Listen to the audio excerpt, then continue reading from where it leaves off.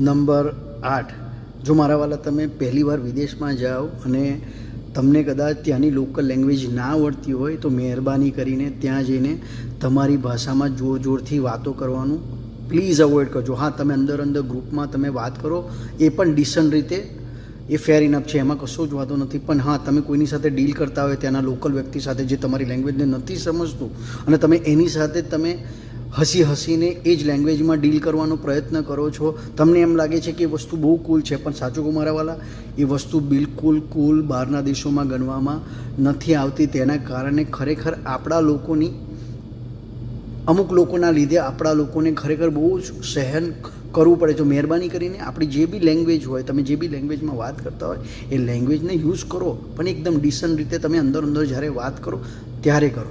ખાસ કરીને તમે જ્યારે જાહેરમાં બીજાની વચ્ચે હોય ત્યારે એ લેંગ્વેજને બહુ જોરથી બોલવાની, હી હા હી કરવાની કંઈ જરૂર નથી.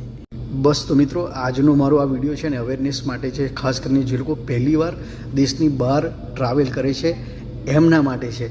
મહેરબાની કરીને થોડું બહાર જઈને થોડું ધ્યાન રાખજો, જેથી આપણા ઇન્ડિયન્સ વિરુદ્ધ જે રેસિઝમ વધી રહ્યું છે એ રેસિઝમમાં હજુ વધારો ના થાય. કારણ કે તમે જ્યારે દેશ છોડો છો ને ત્યારે તમારે જે દેશની બધી જ વસ્તુઓ છે ને એને ત્યાં જ મૂકીને બીજા દેશમાં આપણે જ્યાં જતા હોય ને ત્યાંની બધી જ વસ્તુઓ આપણે ફોલો કરવાની રહે છે.